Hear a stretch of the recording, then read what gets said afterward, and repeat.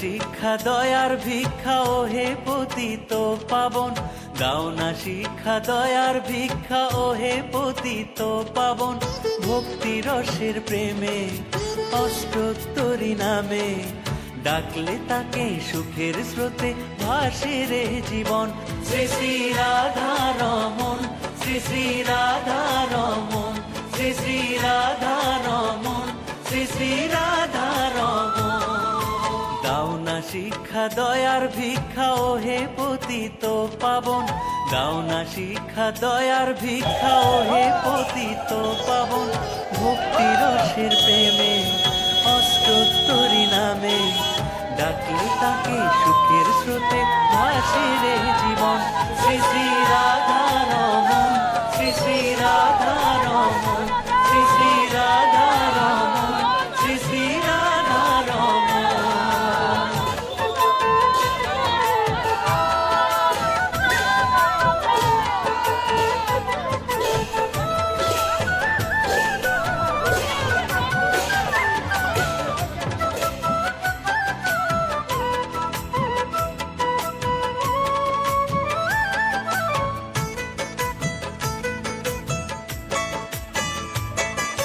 শ্রীভূমি শ্রীহট্ট রত্নগর্ভা জিলা, শ্রীভূমি শ্রীহট্ট রত্নগর্ভা জিলা।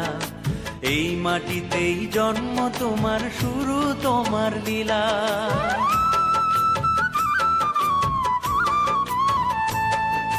শ্রীভূমি শ্রীহট্ট রত্নগর্ভা জিলা। এই মাটিতেই জন্ম তোমার, শুরু তোমার লীলা। মাতা সোহাগ মনি, পিতা অম্বিকা চরণ। শ্রী শ্রী রাধা রমন, শ্রী শ্রী রাধা রমন, শ্রী শ্রী রাধা রমন, শ্রী শ্রী রাধা রমন।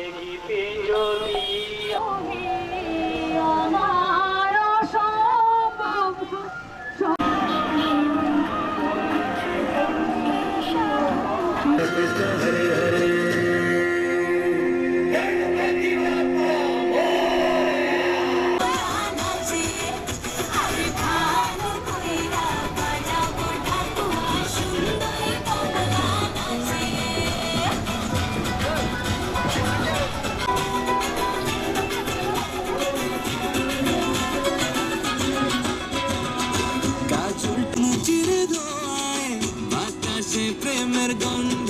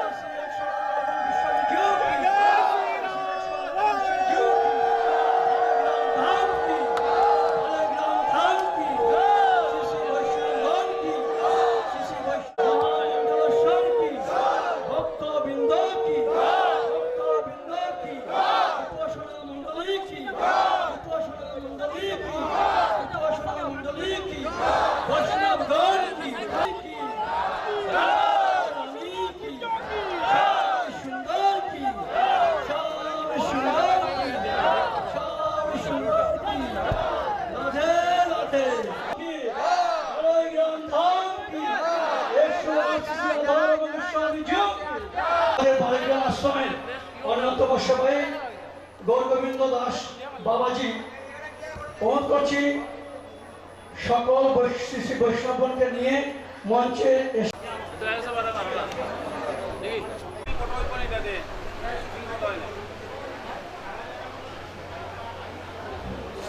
শ্রী শ্রী প্রণবানন্দ দাস শ্রী শ্রী প্রণবানন্দ দাস বাবাজি আমাদের বালিকা আশ্রমের প্রধান সেবাই, ওনাকে মঞ্চে এসে আসন গ্রহণ করার জন্য সেই সময় আমরা দিতে পারবো।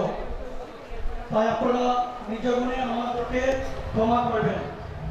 এখানে উপস্থিত হয়েছেন শ্রী শ্রী সনাতন দাস বাবাজিকে মঞ্চে এসে আসন গ্রহণ করার জন্য অনুরোধ করছি।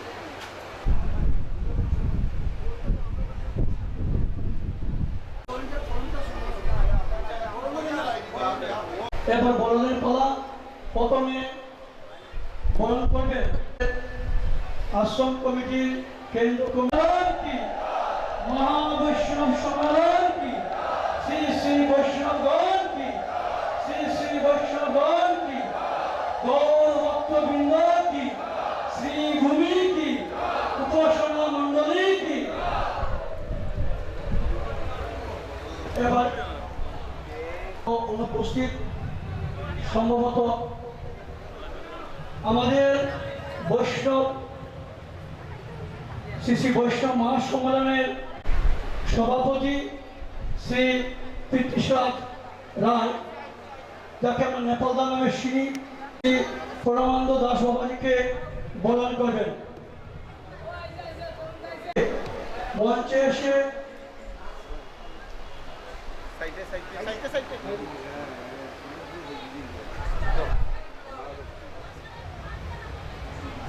তিনি ব্যক্তিগত অসুবিধার জন্য পারবেন না, তাই আমরা বৈষ্ণব মহোৎসবের যিনি সম্পাদক শ্রী বাপন পাল মহাশয়কে মঞ্চে এসে শ্রী শ্রী রামকৃষ্ণ দাস বাবাজিকে বরণ করার জন্য অনুরোধ রাখছি।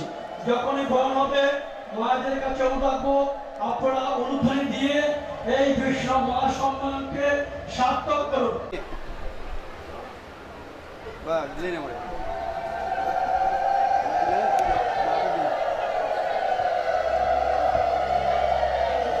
শ্রী অনুপ রায় শ্রী শ্রী বৈষ্ণব মহাসম্মেলনের যিনি অন্যতম সেনাপতি, শ্রী অনুপ রায়, তাকে মঞ্চে এসে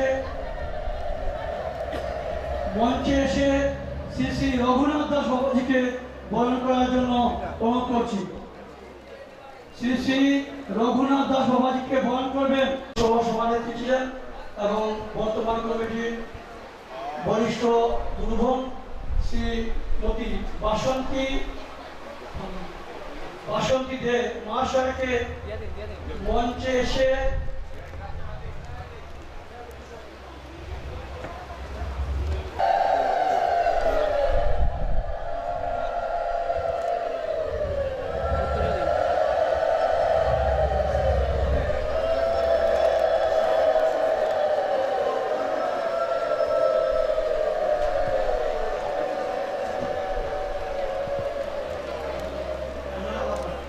শ্রী বৈষ্ণবগণকে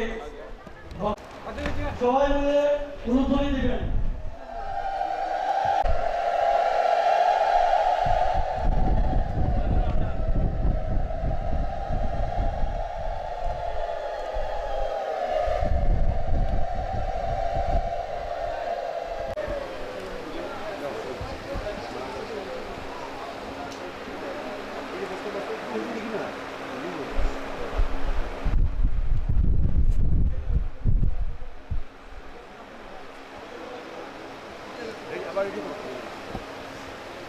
বরণ করার জন্য এবং সাথে সাথে মায়েদেরকে বলবো আপনারা উলুধ্বনি অব্যাহত রাখবেন। আজকের এই উলুধ্বনি শ্রীভূমির প্রত্যেকটি ঘরে পৌঁছে দেওয়া দরকার। আজকের এই উলুধ্বনি প্রত্যেক সনাতনী ঘরে পৌঁছে দেওয়া দরকার। শ্রী শ্রী বৈষ্ণব মহাসম্মেলনের উদ্দেশ্য শাস্ত্র করছেন না, তাদেরকে শাস্ত্রের জন্য এবং সনাতন ধর্মে আমরা এই প্রার্থনা করব।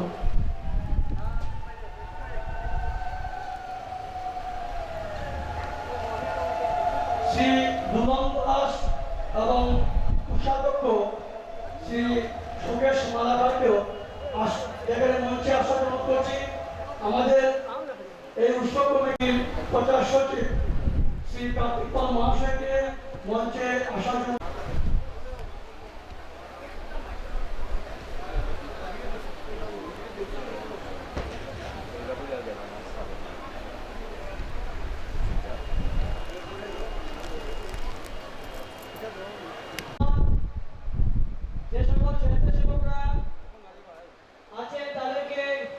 ভুজের দায়িত্বে যাওয়ার জন্য বিনম্র অনুরোধ জানানো হচ্ছে।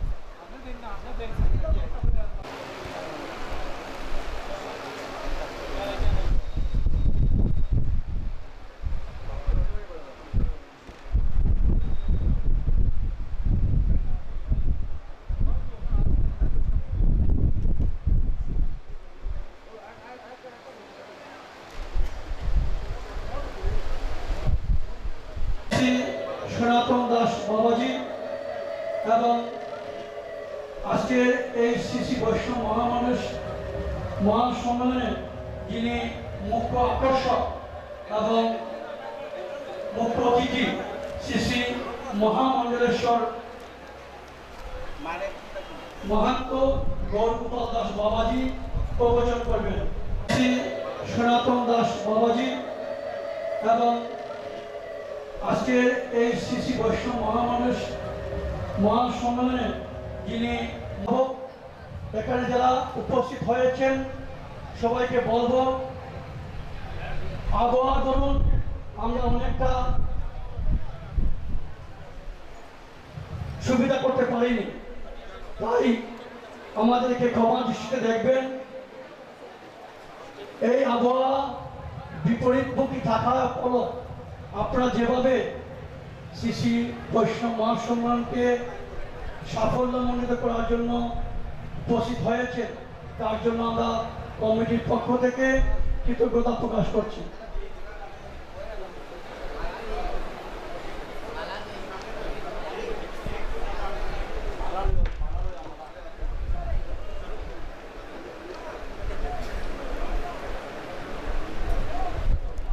श्री राधा गोस्वामी जी की, वैष्णव महासम्मेलन की, श्री श्री वैष्णव महासम्मेलन की, श्री श्री वैष्णव महासम्मेलन की, श्री भूमि की, गुरुपाद की, बड़ग्राम धाम की, उपासना मंडली की, गौर भक्तवृंद की, गौर भक्तवृंद की, राधे राधे राधे राधे। श्री गुरुवे नमः।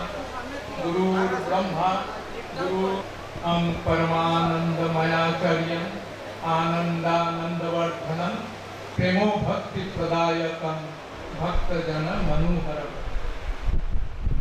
আমি প্রথমে প্রভুপাদ শ্রী শ্রী রাধারমণ গোস্বামীর চরণে আমার প্রণাম নিবেদন করছি। আজকে মঞ্চে উপবিষ্ট শ্রী গৌর প্রেম রসার্ণবে সন্তরণ কুটু বৈষ্ণব বৃন্দ, আমার সামনে উপস্থিত সেই ভক্তি সমুদ্রের স্পর্শধন্য এবং যারা রাধারমণ গোস্বামী এই মহাবৈষ্ণব সম্মেলনে আমার মতোই অভাজন এসে উপস্থিত হয়েছি। আরেকটা স্বার্থ আছে। স্বার্থটা কি জানেন? আজকে যে আপনারা প্রসেশন করেছেন এই কাদার মধ্যে, জলের মধ্যে, অনেকের পায়ে কাদা লেগেছে, আপনারা এসেছেন। আর আমি কি দেখেছি জানেন? যে ওই কাদার মধ্যে আপনাদের সঙ্গে আরেকজন হাঁটছেন, তিনি হচ্ছেন শ্রীকৃষ্ণ। কারণ তিনি কথা দিয়েছেন যে যেখানেই বৈষ্ণব কথা আলোচনা হয়, যেখানেই হরিনাম উচ্চারিত হয়, ইয়াত্রা ইয়াত্রা মহিপাল বৈষ্ণবী বর্ততে কথা তত্র তত্র হরিবিয়াতি গৌর যথা সুতবৎসলা।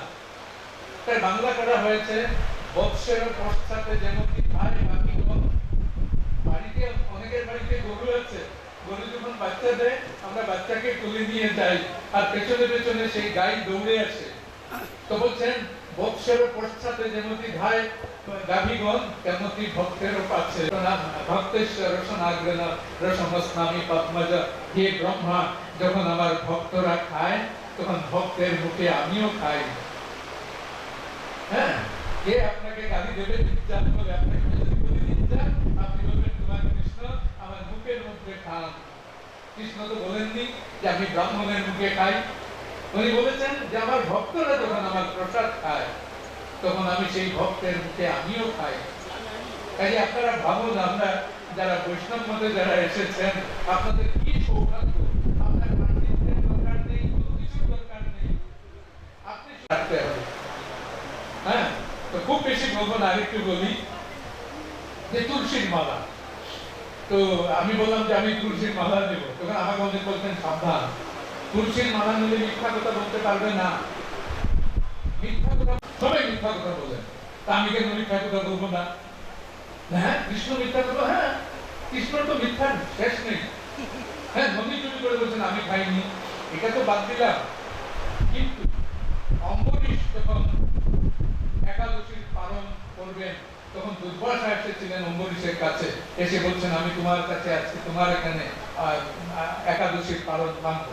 বলে তিনি স্নানে গেছেন, সময় চলে যাচ্ছে, 1 সেকেন্ড আছে, অম্বরীশ একটু জল দিয়ে শুনে মুখে দিয়েছেন, দুর্বাসা এসে আগে অগ্নিশর্মা হয়ে গেছেন যে আমাকে রেখে তুমি মুখে জল দিয়েছো বলে এত রেগে গেছেন, তার চোখ থেকে ভয়ঙ্কর দত্ত বেরিয়ে এসেছে, এসে অম্বরীশকে মারতে গেছে, সঙ্গে সঙ্গে কৃষ্ণের চক্র এসে গেছে, সুদর্শন চক্র এসে দত্তকে হত্যা করেছে। পরে সেই চক্র দুর্বাসার দিকে ধাবিত হয়েছে, দুর্বাসা ছুটে গেছে ব্রহ্মার কাছে, আমাকে বাঁচাও। ব্রহ্মা বললেন ওটা কৃষ্ণের চক্র, আমি বাঁচাতে পারবো না।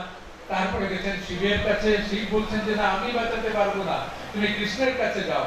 দুর্বাসা ছুটে এসেছেন কৃষ্ণের কাছে, এসে বলছেন আমাকে রক্ষা করো। আমি হলে কি বলতাম, কেমন দেখলে তো, আর আমার ভক্তের সঙ্গে লাগবে, 12টা বাজিয়ে দাও। কিন্তু কৃষ্ণ কি বলছেন, কৃষ্ণ হাত জোর করে বলছেন অহং ভক্ত পরাধীনা ইয়ো স্বতন্ত্র ইবদ্ধিজম, হে ব্রাহ্মণ আমি নিয়ত স্বতন্ত্র, আমাকে কেউ বন্দী করতে পারে না, অথচ আমি ভক্তের অধীন।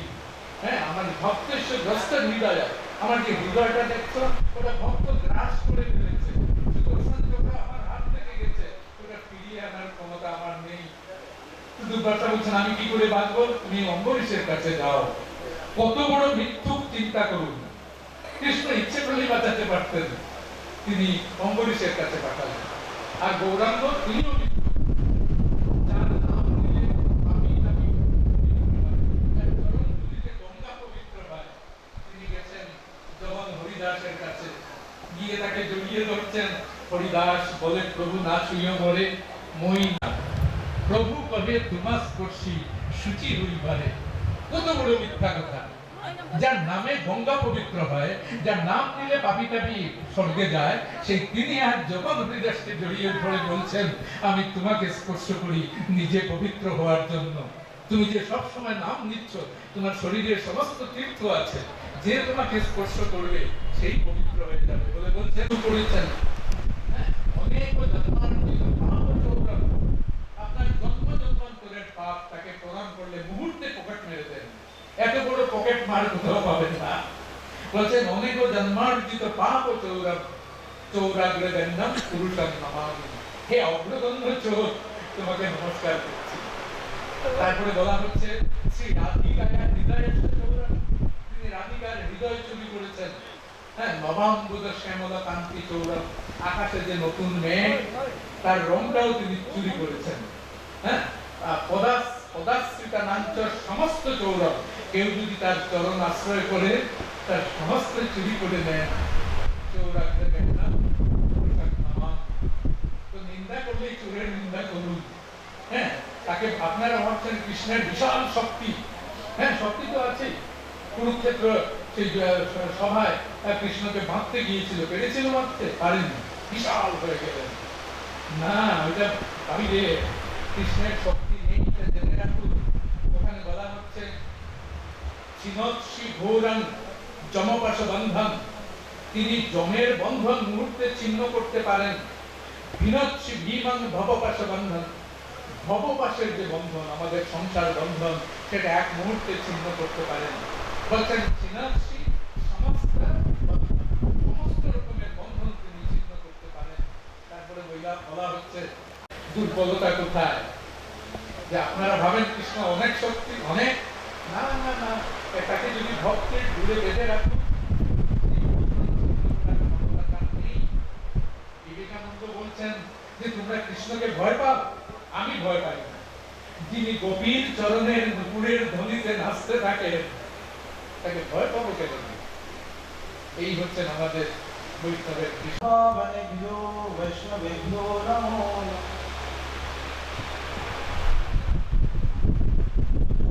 প্রাতঃস্মরণীয় নিত্যবন্দনীয় শ্রীল শ্রীপাদ অষ্টোত্তর শত প্রপাদ শ্রী রাধারমণ গোস্বামীজি ও শ্রীপাদ ভক্তি প্রণতি নিবেদন করি। মঞ্চে পুরুষ প্রাতঃস্মরণীয় মহামণ্ডলেশ্ব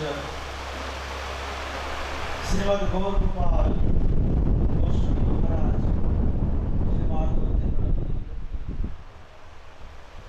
এবং উপস্থিত সমস্ত বৈষ্ণব আচার্য এবং গৌর গোবিন্দ অনুরাগী সমস্ত ভক্তদের স্থান কাল পাত্র অনুসারে দণ্ডবত প্রণতি আদি নিবেদন করছি।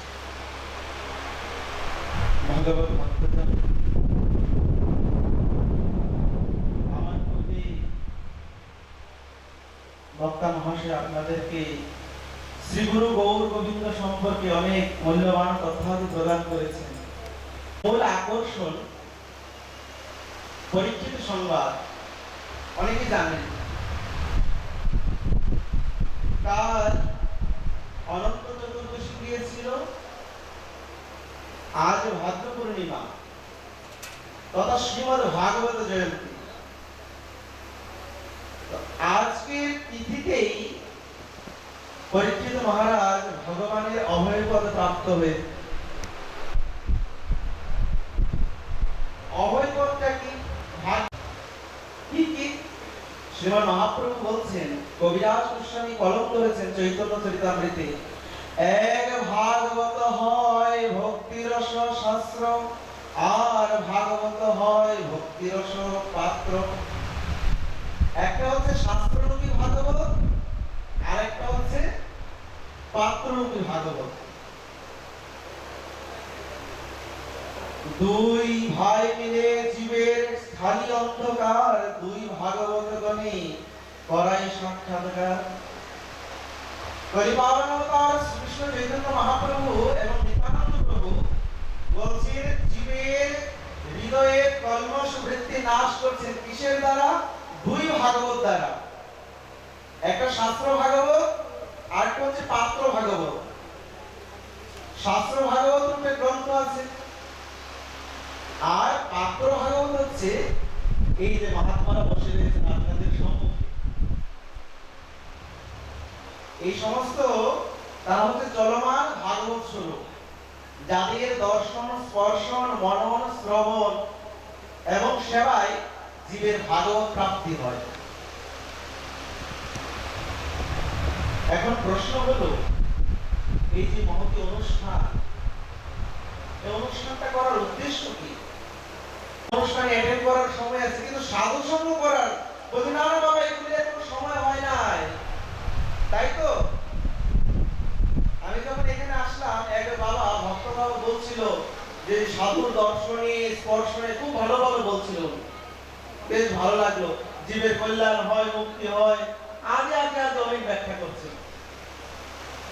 আমি প্রথমে দৃশ্যতার জন্য কিন্তু ক্ষমা চেয়ে নিচ্ছি, আমি অনুভবের কথা বলছি, শাস্ত্রকে না মানে। আচ্ছা মা, একবার বুকে হাত দিয়ে বলুন তো, সবাই সাধুর কৃপা চাই তো? চাই কিনা? মনে হচ্ছে সব জড়বস্তু। সাধু কৃপা সবার চাই তো? চাই কিনা? সাধু কৃপা সবাই চায়, কিন্তু নিজের সন্তানটা সাধু হোক এটা কেউ চায় না। আমি সাধু কৃপা চাই, বৈষ্ণব সেবা করতে চাই, বৈষ্ণবের কৃপা পেতে চাই, সাধুর কৃপা পেতে চাই, কিন্তু আমার সন্তানটা সাধু হোক, সন্ন্যাসী হোক, এটা কিন্তু আমি চাই না। সেই ঘরে একটা সন্তানই থাকুক আর 10টা সন্তানই থাকুক, সাধু হতে কেউ চায় না, কারোর সন্তানকে সাধু হতে দিতে চায় না। এই হচ্ছে ভগবত মায়া, ত্রিগুণাত্মিকা মায়া, যে মায়ার প্রভাবে জীব সুখ খোঁজে কিন্তু সুখ উপলব্ধি করতে পারে না। কারণ আচার্য শঙ্কর বলছে, জগৎ দুঃখালয়, সংসারটা দুঃখালয়, মানে কি? দুঃখের বাড়ি, আলয় মানে বাড়ি।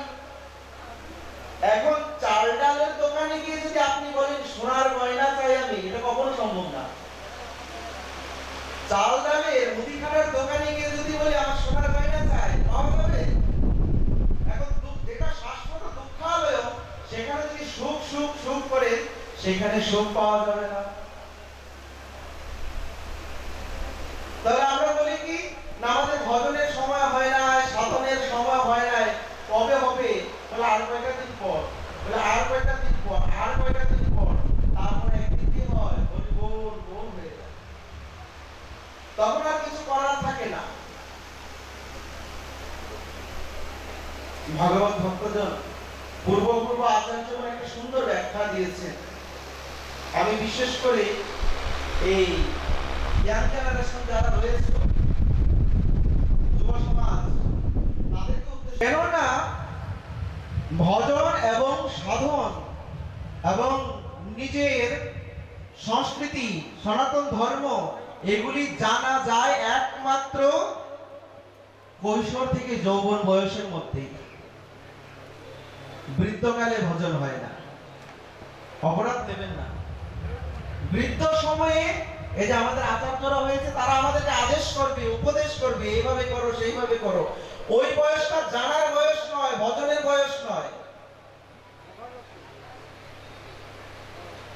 শ্রীমদ্ ভাগবতে প্রহ্লাদ মহারাজ বলছেন, অসুর বালকদেরকে উপদেশ দিচ্ছেন কি, কুমার আচরণ প্রাজ্ঞে ধর্মান ভগবতানিহ। ভাগবত ধর্মকে কখন আচরণ করতে হবে? কৌমার বয়সে। কৌমার বয়সে আচরণ না করলে ওই শেষকালে কি হবে? ভগবান বলবে যখন সময় ছিল তখন তো আমার কাছে আসো নাই, তাই না বাবা? একটা বাস্তব উদাহরণ দিচ্ছি। এই যে আপনাদের বাড়িতে, সবার বাড়িতে ঠাকুর সেবা হয়, হয়তো এত শাস্ত্র না, সহজ সাদা সিধা ভাষা, ঠাকুর সেবা করি। যখন যেই সিজনে ফুল হয়ে গেছে, গলে গিয়েছে, সেই আমরা দাও ভগবানকে, এটা দিতেও ভালো লাগে না, সেটা গ্রহণ করতেও ভালো লাগে না। তো ফলটা বা ফুলটা কখন দেই? যখন সেটা রূপে, রসে, গন্ধে, বর্ণে একদম পারফেক্ট, সেই জিনিসটা আমরা ভগবানকে অর্পণ করি। কিন্তু আমরা যখন ভগবানের সমর্পিত হব, তখন আমরা ওই বৃদ্ধ বয়সের জন্য সময়টা রেখে দিই। ভজনটা সাধারণ ভজন, এগুলো বুড়া মানুষের ধর্ম, বৃদ্ধ লোকের ধর্ম। এই বয়সে তো সংসারকে ভোগ করবে। ভজনটা, ধর্মটা ওই বুড়া বয়সের জন্য নয়। শ্রীমন মহাপ্রভু কত বছর ছিলেন প্রকট লীলায়? প্রায় 48 বছর। 24 বছর নবদ্বীপ লীলা আর 24 বছর শ্রীক্ষেত্র, পুরী, বৃন্দাবন, দাক্ষিণাত্য ভ্রমণ আদি। আচার্য শঙ্কর কত বছরের ছিলেন? প্রায় 40 বছরও ওনার পূর্ণ হয়নি। স্বামী বিবেকানন্দ কত বছরের ছিলেন? প্রভু জগৎবন্ধু সুন্দর 31 বছরের ছিলেন প্রায়। এই যারা ধর্মগুলিকে স্থাপন করে গিয়েছে সবাই যুবক, সবাই যুবক। ভগবত ভক্তজন, যদি করা যায় এই ফলটা যেমন রূপে, রসে, গন্ধে, বর্ণে পরিপুষ্ট ভগবানকে সমর্পণ করি, তদনুরূপ নিজের জীবনটাও তো সদ্গুরু চরণে সমর্পিত করে আর গুরু গোবিন্দের সেবাতে লাগাতে হবে। নইলে ওই রবি ঠাকুরের একটা কবিতা শুনেছেন তো আপনারা, সোনার তরী? শুনেছেন সোনার তরী কবিতাটা? শ্যামাই খায় নাই ছোট্ট সেই তরী, আমার সোনার ধানে গিয়েছে বলি। শেষে ভগবান বলবে, যখন ওই সেবা করার ক্ষমতা ছিল, ভজন করার ক্ষমতা ছিল, তখন তো করো নাই, এখন শেষ সময় এসেছো আমাকে ডাকার জন্য, কারণ এখন সংসার তোমাকে উচ্ছেদ করে দিয়েছে, পরিবার তোমাকে উচ্ছেদ করে দিয়েছে, তুমি এই জঞ্জাল মরলে বাঁচি, তাই না? বলছে এখন বলছো ভগবান তুমি ছাড়া আর কেউ নাই। তখন সেই দিন দাঁড়িয়ে ভগবান বলবে যে ঠাই নাই ছোট্ট সে তরী, আমার সোনার ধামে গিয়েছে বলি। বলছে যারা ভক্তি নারদ সংবাদে শ্রীমদ্ ভাগবতে বলছেন, উৎপন্না দ্রাবিড় দেশে বৃদ্ধিম কর্ণাটকে তথা कश्चिन कश्चिन महाराष्ट्रे गुर्जरे শেষ। গুর্জরের জীর্ণদান কথা। ভক্তির আবির্ভাব কোথায় হয়েছে? এই যে ভক্তি দেবী উৎপন্না দ্রাবিড় দেশে। দ্রাবিড় মানে দক্ষিণ ভারত।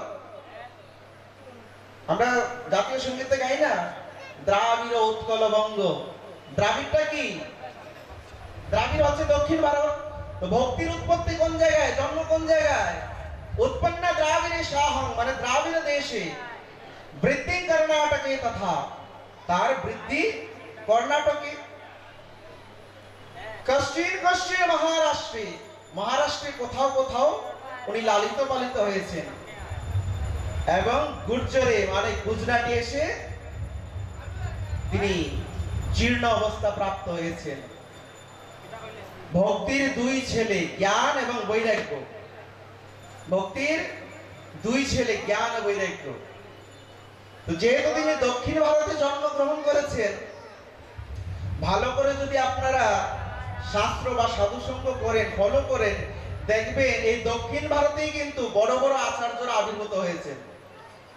জগৎগুরু শঙ্করাচার্য, জগৎগুরু রামানন্দাচার্য, জগৎগুরু রামানুচার্য, তারপর গোপাল ভট্ট, আমাদের সরগোস্বামীর মধ্যে যে অন্যতম গোপাল ভট্ট, নারায়ণ ভট্ট, আদি আদি মহাপণ্ডিতগণ এই দক্ষিণ ভারতেই আবির্ভূত হয়েছেন, আচার্যগণ আবির্ভূত হয়েছেন এবং ভক্তির প্রচার প্রসার চালিয়েছেন।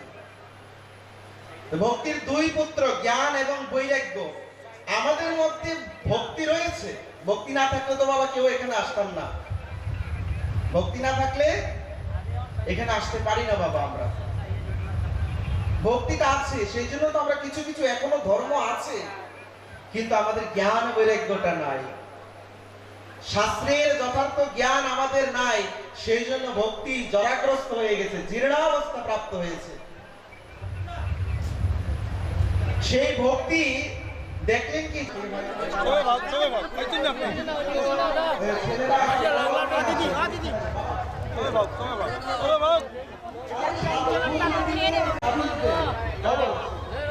যেটা ধারণ করলে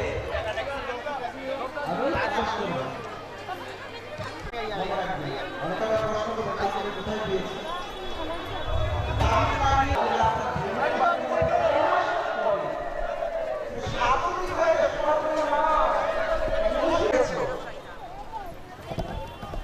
মনে হয় আমি চোর হলে ভালো ছিল, ওনার বাড়ি থেকে চোর করে রাখতাম। সমাজে একটা সংক্রামক রোগ। তো ঘরে ঘরে গিয়ে ভিক্ষা করবে আর খাবে দাবে আরামে থাকবে, ভুল ধারণা। মহাপ্রভু শুধু ওই ভেল ভেল করে কাঁদা আর ঘরে ঘরে গিয়ে বৈষ্ণব সেবা করে প্রসাদ পাওয়া, এই শিক্ষা দেন নাই। সেজন্য মহাপ্রভুর জীবনে জানতে হবে, এই ভারতবর্ষের বুকে প্রথম আইন অমান্য আন্দোলন মহাপ্রভু করেছেন। প্রথম আইন অমান্য আন্দোলন মহাপ্রভু করেছেন কি? যখন শ্রীখোল ভেঙে দিয়েছিল কাজী, বলছিল এই নবদ্বীপে হরিনাম চলবে না, তখন কাজীর বিরুদ্ধে শ্রীমান মহাপ্রভু লক্ষ লক্ষ ভক্তদের নিয়ে মশাল জ্বালিয়ে নবদ্বীপের পথে পথে আন্দোলন করেছিল। সেটা কি ভেলে ভেলে কাদার ধর্ম, দুর্বলের ধর্ম? দুর্বল হলে কি কেউ আন্দোলন করতে পারে? কখনো না। সেজন্য ধর্মটা হচ্ছে ভক্তি আচরণ করব আর সনাতন ধর্মকে এগিয়ে নিয়ে যাব। সেই জন্য করতে হবে কাদের? যুবকদের করতে হবে। আর আমাদের শিক্ষা দেবে কে? আমাদের গাইড করবে কে? এই যারা আচার্যরা উপলক্ষ করে কোনো কথা বলি নাই। আর যেগুলি বলেছি সবকটা ওই সাধুদের মুখ থেকে চর্বিত চর্বণ। জয় গৌর ভক্তবৃন্দ, গৌর যারা প্রাণ, সবে মিলে দাও মোহে প্রেম ভক্তি দান।